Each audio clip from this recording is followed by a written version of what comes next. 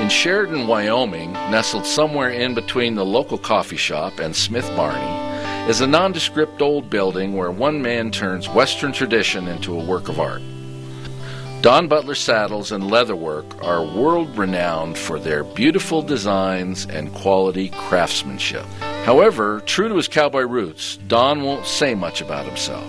Like I said, this would be kind of a silent film if I was asked, if you didn't ask me questions. To learn more about this artist, we asked his daughter Julie to help us out.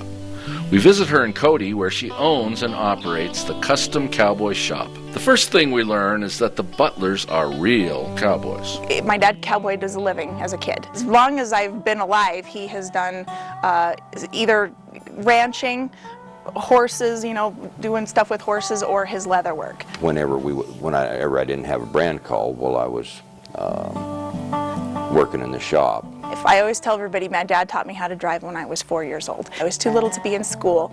He would let me drive, which was, he'd put it in gear and he'd steer and he'd be in the back throwing off hay bales. And I thought that was the greatest time of my life. Work evenings, nights, and whatnot to get the orders done. But he'd be at home when I'd come home from school, and he'd have his bench set up and he'd be working on stuff. So I literally grew up teething on leather.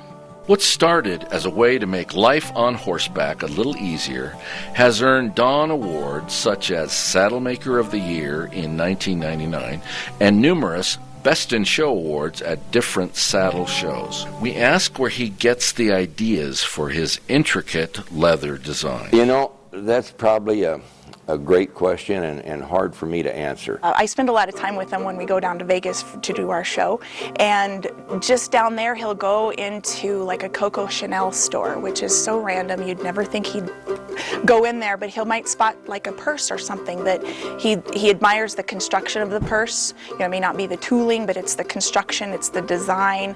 Fabergé egg display, he absolutely was over the moon about that. He loves art, he loves detail. You know, these ideas come to me and I think, gosh, you know, that'd be kind of a cool idea or whatever.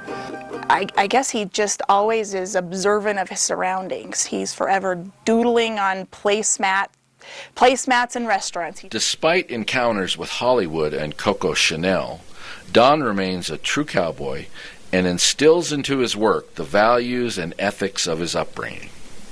I've done work for 3 different movies, so you know, we got to meet a lot of those movie stars. I've never became really enamored with the movie people as such. Some of the most fascinating people are just ordinary, everyday people. He is one of the biggest perfectionists you'll ever meet. He won't do, you know, second-class work. He made a saddle here recently, probably last year, that was a full flower stamp maquilla, which was a covering over a saddle. The thing is this big. He didn't like the way it fit. He literally pulled it off and he restarted it. So that to me embodies my dad. I mean, he's not going to let something go out that he's not happy with. I use saddles as kind of my canvas in a way. Don Butler, recipient of a 2009 Governors Arts Award.